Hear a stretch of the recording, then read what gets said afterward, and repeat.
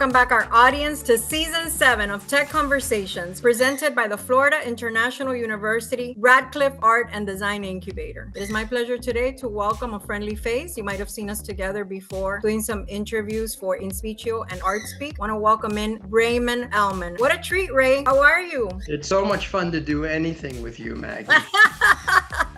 Thank you, Ray. You're so always complimenting me. It's always a pleasure to speak with you. I'm a big admirer of your work. And for our audience that doesn't know you, let's kick it off and introduce you. Who is Ray Elman? One of the things about me is I've always thought of myself as an artist. So when I was in kindergarten, I thought I was the best artist in my kindergarten class.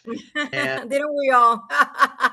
And I got some awards in high school from Scholastic magazine and things like that. And I've been an artist my whole life. And although I went to the University of Pennsylvania and I was in the Wharton School where I got 2 degrees, so I was aimed at a business trajectory because my parents told me if I became an artist, I'd starve and live in a garret in Paris. I met some influential people along the way in New York in the 60s. And the next thing I knew, I'd moved to Provincetown at the very northern tip of Cape Cod, which I didn't even know was an art colony. It's been an art colony for 150 years. And people like Jackson Pollock and Hans Hofmann and Franz Klein and Norman Mailer and Robert Motherwell all had homes there. And I went there, I didn't know a single person, and basically spent the rest of my adult life there until I moved to Miami year-round in 2012. So I've been embedded in an art community my whole life, making art. The most notable thing is probably that 4 of my very large-scale portraits, like the portraits behind me, are in the collection of the Smithsonian National Portrait Gallery and have been exhibited there. But along the way, I also started producing art magazines, and I co-founded Provincetown Arts Magazine in 1985, which is still being published today, and I'm going to the 40th anniversary gala in a couple of weeks. You've had a very long, career. We were laughing before we started recording that you told me something about 1971, and I was like, Ray, I wasn't even born then. Let's talk a little bit about how Inspiccio ArtSpeak came to be, because it was founded in 2015. Let's talk about that, and then we'll talk about what profiles and what guests make the cut. I started Provincetown Arts Magazine in 1985, and what we soon realized was that the community we were serving could only financially support 1 issue a year, because we tried to do more than 1 issue a year, because it's mostly a summer resort community. And so we tried to do June, July, and August, and we discovered that people who had given us full-page ads for our first edition gave us quarter-page ads for 3 editions. So we did 3 times the amount of work and made the same amount of money.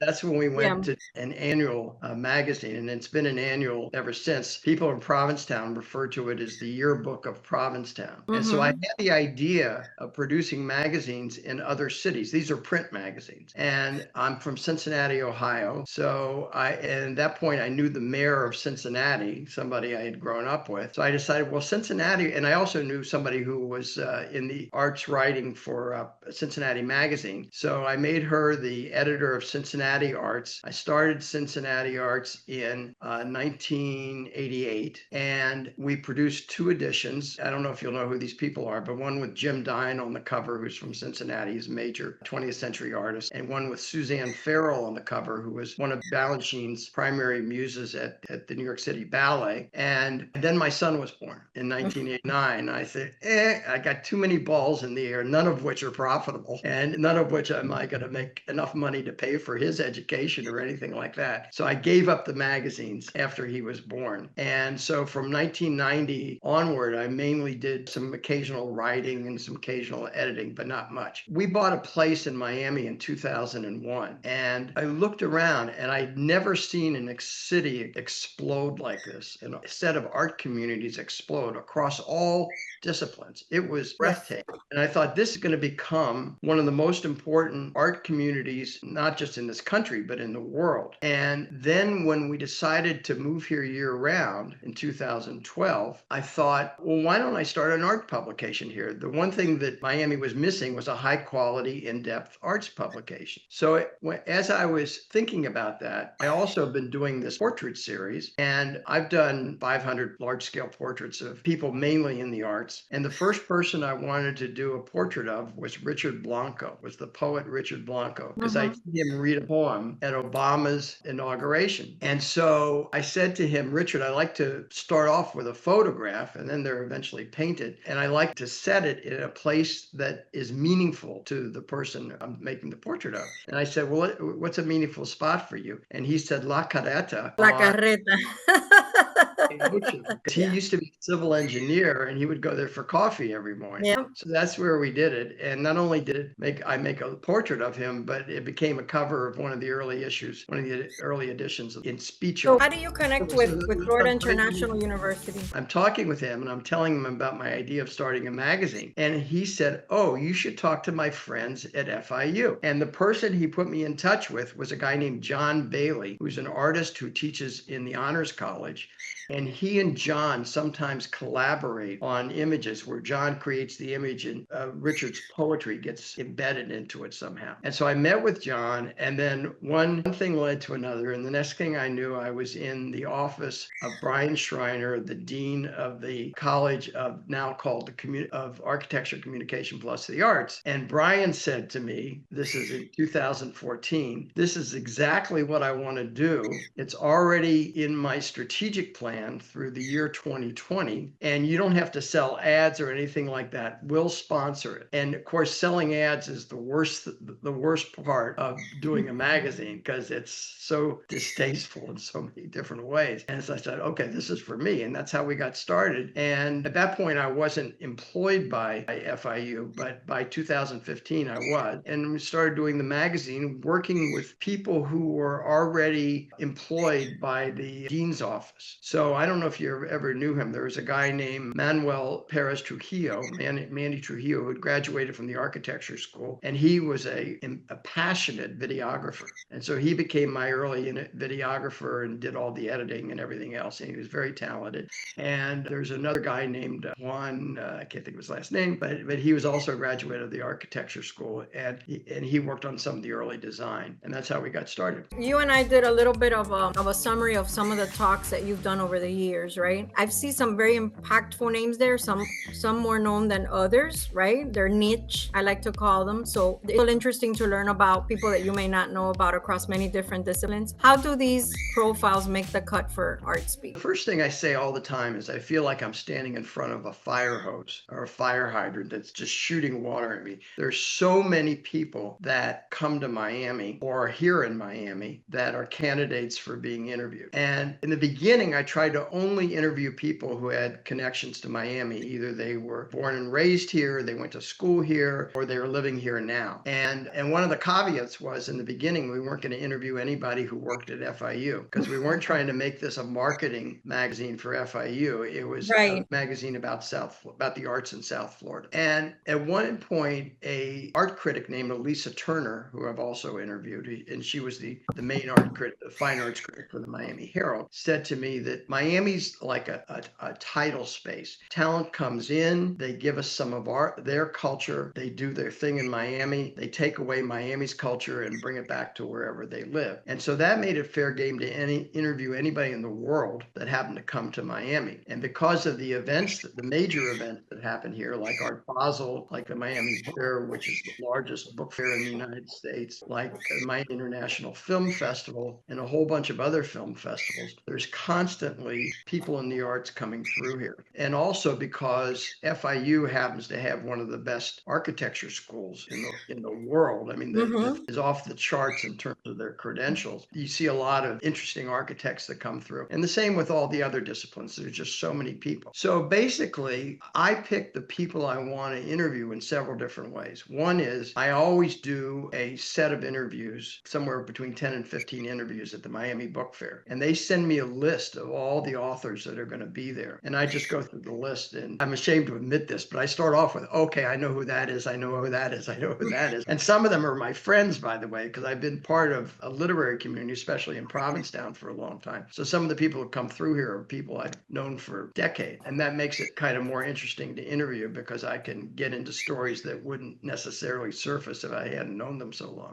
So that's one source. But the major criteria is that I personally have to like their work. Like if I don't like, if I'm not interested by what they're doing, there's so many people that I have a choice of to interview that I'll just go on to somebody else. And that doesn't mean, like sometimes people say, well, you should think about interviewing so-and-so, and they're pretty young, say a young artist. And I look at their work and it doesn't look fully developed. It looks a little naive. And I think, well, maybe in 10 years. And the other criteria, by the way, is that I want to represent the diversity of Miami. Miami is arguably the most diverse city in the United States. And my criteria and what I try to do when I publish things is alternate people from different categories. So every other person is a man or a woman. So there's gender diversity, there's racial diversity, ethnic diversity, and people are from so many countries here that, you get all that geographic diversity. So, and in a few cases, we've interviewed people in Spanish, which with subtitles. I don't speak Spanish very well, so that's not a great option.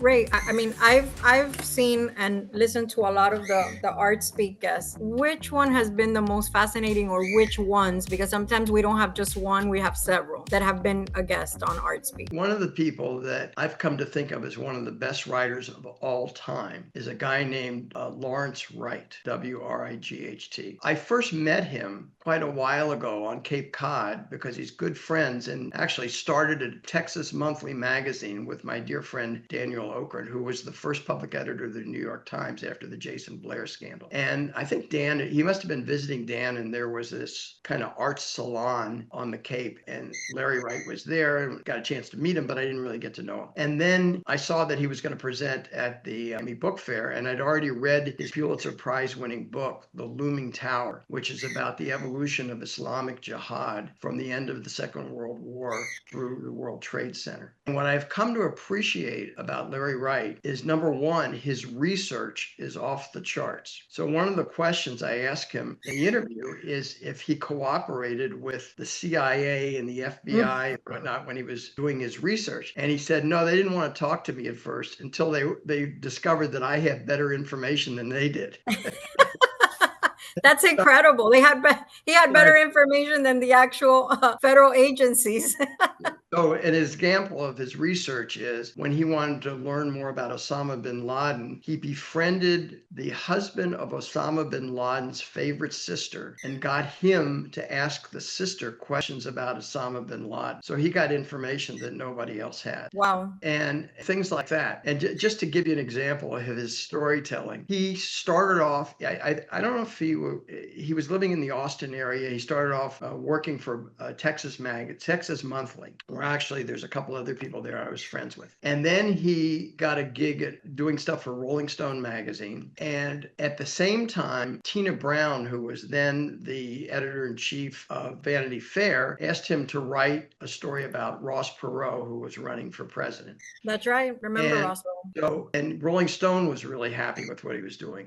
So they offer him a job at Rolling Stone, like a salary as opposed to piecework. And and they said, come to New York. We're going to celebrate our 20th anniversary. Jan Wenner's throwing a big party, and you'll be one of the guests. And so he goes to New York. And first, Tina Brown, by that point, had moved to the New Yorker magazine and was the editor-in-chief of the New Yorker. And they asked him to write another story about Ross Perot for the New Yorker, which he did. And then they asked him to come in, and they wanted to assign him another story. And he said, I'd love to do it because I love the New Yorker magazine, but I need a full-time job, and the Rolling Stone just offered me a full-time job. And this person says, wait a minute, let me see what I can do. And they come back and they offer him a full-time job in New Yorker. And so then he walks over to where Rolling Stone party is, and this is before cell phones, and he calls his wife on a payphone.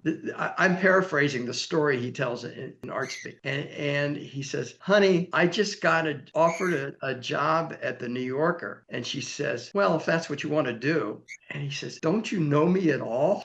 That was his pinnacle of success. Yeah. And then he goes to the party and he walks up to the door where the party is. And the guy who's got the guest list looks at it. He says, "Oh, you're not invited to the dinner. You're just invited for drinks afterward." And he said, "Well, what should I do?" He said, "Go sit at the bar over there." And he goes over to the bar and there's only one person there, and it's John F. Kennedy Jr.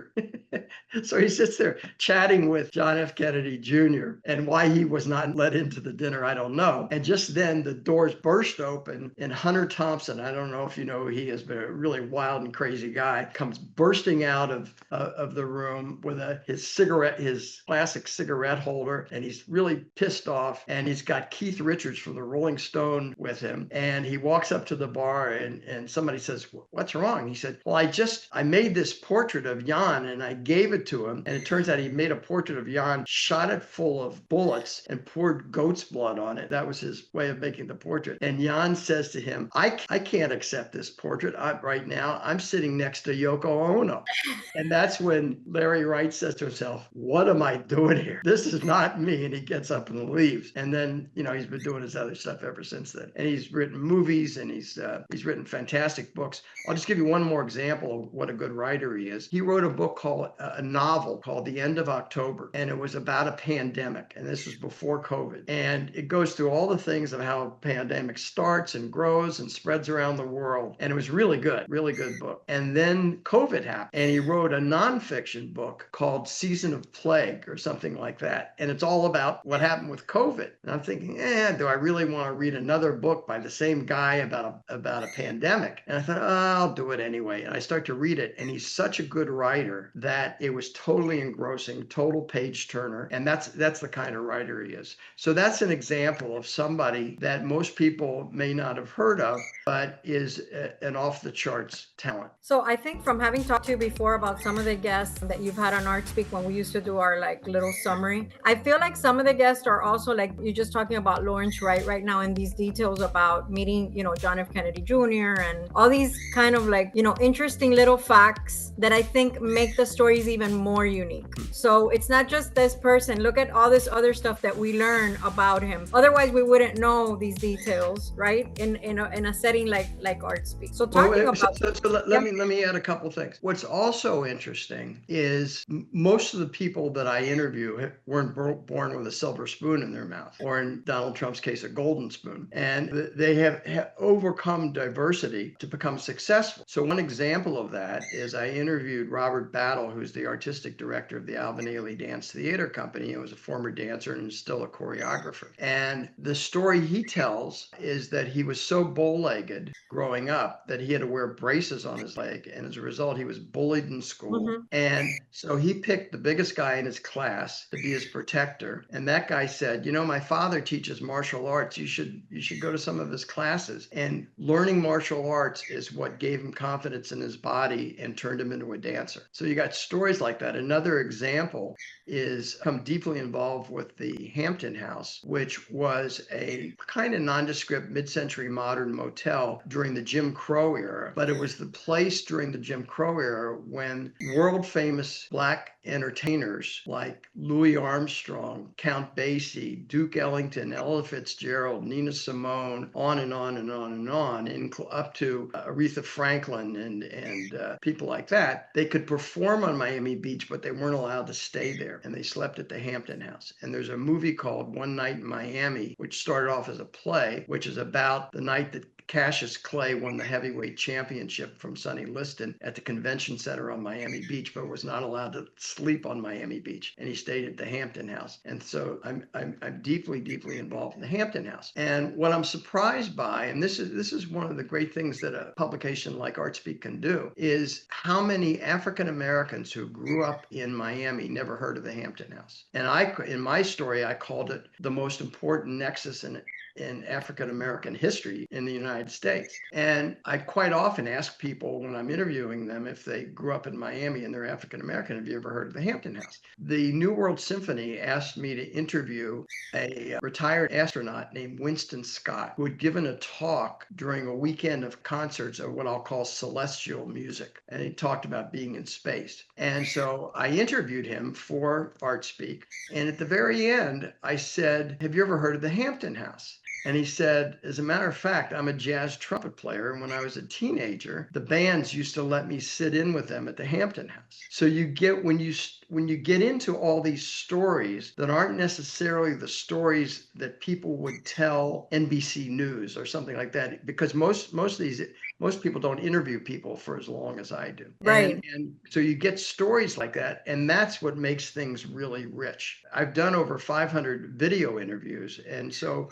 what we're really doing is building an archive of the cultural experience of our Miami and South Florida. So, this podcast talks about the influence of technology. Obviously, everybody that we interview has to have some type of component to it. In your case, this is perfect because you have interviewed, you said you have over 500 video interviews. You've interviewed, if not everybody, almost everybody via some type of recording device like a Zoom, like we're doing right now. And then you just go ahead and edit it. It has a very distinct look to it. You don't hear the questions before the guest starts answering. Like, I feel like that's a very innovative way of putting it, because it kind of gives it another look and another, I want to say, kind of narrative, a new way of storytelling, where you're not just following that 100+ year interview structure where there's a question and then there's an answer. So talk a little bit about the role of technology in releasing ArtSpeak. It's a great question. Number one, I don't know if I want to call myself a pioneer, but I've been involved with technology for a long time. So I had my first, you didn't call them laptops in those days, computer, you call them luggables. It was like a giant sewing machine. It was called the Osborne. And the screen was about this big. And at the time I was writing a book about cross-country skiing. And I wrote the whole thing on this little screen where it couldn't even hold a whole line of text. I had to move the screen back and forth to see the text that I was writing on that Osborne. And when I was doing Provincetown Arts Magazine in 1988, I became aware of the first easily available page layout program, digital page layout program, which was PageMaker 1.0. And I used that to lay out the 1988 edition of Provincetown Arts Magazine. And at the time, I only had a dot matrix printer, and I didn't know how I could proof what I was putting together. And I started asking around, does anybody know how to do this? And this is in Provincetown, so like way out there in the middle of nowhere in the Atlantic Ocean. And somebody said, oh, you should talk to Francis. He knows something about that. Now, I've known this guy, Francis Olszewski, who's a photographer for quite a while from Provincetown, but I didn't know, that's all I knew was he was a photographer. And it turns out that Francis had first gone to Massachusetts College of Art, where he studied photography, and he was manipulating photographs manually, like dodging them and doing various kinds of things. And then in the 1980s, he was invited to the MIT Media Lab and asked to take mainframe computers and manipulate the photographs using mainframe computers. And he figured out how to do that. Then he gets out of MIT and he says, what am I going to do now? I don't have a mainframe computer at home. So he and a few other guys invented the first computer graphics workstation, which they called Lightspeed. And they sold for $120,000. And Steve Jobs bought two of them and reverse engineered them and turned them into the Mac and put them out of business, basically. He's gone to do other things in the technology space, but that was his first big achievement. And he, by the way, these days is using AI and photography. So somebody said, ask Francis about how to proof what you're doing. And Francis said, oh, you got to buy a laser printer. So I bought my first laser printer, and that's how I got started with that. Well, I eventually went from desktop publishing to multimedia to the internet, and I started a company in 1995 called Streamline Communications. And that was just the beginning of Netscape and, things like that, the early web. And we kind of rode that wave for a while. And the company eventually went public we did a roll up and bought other similar companies around the country. And it went public as Bridgeline Digital. That's what it's called now. And Francis was one of my partners in that. So that's how my early involvement with technology. And when I was asking you earlier if you'd ever heard of a guy named Jim Manzi. Jim Manzi was the CEO of Lotus Development Corporation, which invented the electronic worksheet. It was called Lotus 123. And IBM eventually bought them, and that turned into, of course, Excel. Yes. But when we love Excel. Lotus was a client of what was then called Coopers & Lybrand, which was now PricewaterhouseCoopers. And they asked me to do a video interview with Jim Manzi. And I went over to Lotus, and I was using all their products. Like, they had a version of Photoshop before Photoshop existed. And they had a version of PowerPoint before there was PowerPoint. And I was using their tools to do all this stuff. And so they had a closet set up with cameras and recording equipment and all that. And I basically walked into the closet and recorded Jim Manzi. And I said something like, "Don't you want to say anything about what it's like to be in a Lotus video that's going to be shown to the world of partners of Coopers & Lybrand?" And what he said was, I'm so excited to be in this Lotus video recording, and to know that it is being shown to accounting partners is so exciting, I can't describe it. The world as we know it changed, right? Right. So, but that gave me the basis and the confidence that I could learn stuff. Like, I had to teach myself InDesign. I had to teach myself Photoshop. I had to teach myself how to use Adobe Premiere. And these days, of course, it's so much easier because there's videos online and you can teach yourself. So what's next for Ray Elman? I know you have a exhibition that's running through sometime this year. Is that at the Adrian Arch Center? Yes. So it's very exciting. I've been producing these portraits for since 1989, and the biggest show I ever had of the portraits was in 2023-24 at the Jewish Museum of Florida on Miami Beach, which is affiliated with FIU. Mm-hmm. And I had about 27 portraits in that. I actually have a walkthrough 1-minute video if you want to use that, integrate that in, set to jazz, by the way. And for the Adrian Arch Center found out about it and invited me to exhibit portraits at the Arch Center in both buildings. So that's a huge amount of space. And the portraits will all be of people in the performing arts, and all of them will have been interviewed for ArtSpeak. So one of the things that I did this for the Jewish Museum too, is in the wall text that explains who each person is in the portrait, there's a QR code that links to the ArtSpeak interview. So somebody can be looking at the portrait and hear the person talk about themselves, or watch the person talk about themselves. That's amazing. So this is running until when at the Arch Center, Ray? So it's going to open in February. I don't have the exact date yet because they're trying to match it up with the performance schedule, and it's going to run through June. So it'll be 4 or 5 months. And what's very different about that, at the Jewish Museum, you had an opening, a lot of people came, and then people dribbled in for one thing or another. At the Arch Center, you got all these thousands of people coming for performances, so it's really going to have a big viewing. Yes. I was exhibited at the Smithsonian Portrait Gallery, National Portrait Gallery, but again, anytime you're in a museum, except for the opening, it's just people who happen to be dribbling through, unless you're the Mona Lisa, of course.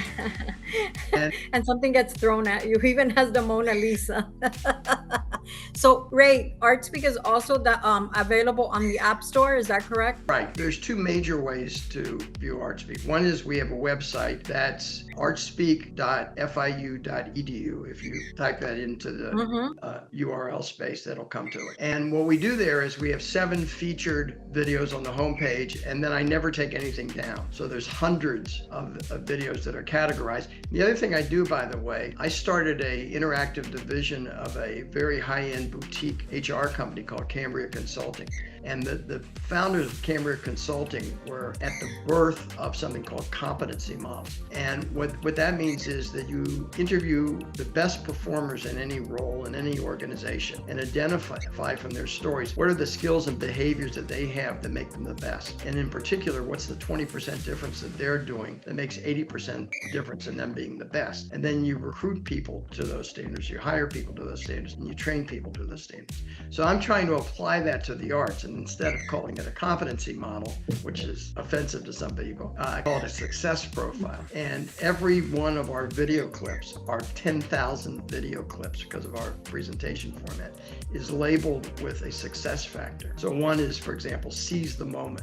And ultimately, I'll put together pages where here's 7 people from 7 different art disciplines telling stories about when they seized the moment. So on the website, every one of those clips is labeled with a success factor. What we do is cull the best from every art discipline twice a year to create an e-magazine for iPhones and iPads. And the reason I'm limited to iPhones and iPads is I just don't have the bandwidth and the staff to be able to do multiple devices. And you can get the app through the Apple App Store, and you search on ArtSpeak space Miami, and the app will come up. And when you download the app, it'll automatically download the 21 issues of the magazine we've created. And then every time we publish a new issue, it'll show up in your app. Well, I want to thank Ray Elman for joining season 7 of Tech Conversations. I hope you've gotten a great glimpse of who he is. He's a founder, entrepreneur, artist, and we're happy to have him at Florida International University. So thank you, Ray, for joining us in this conversation. Maggie, it's always a pleasure, and I admire your perseverance as well.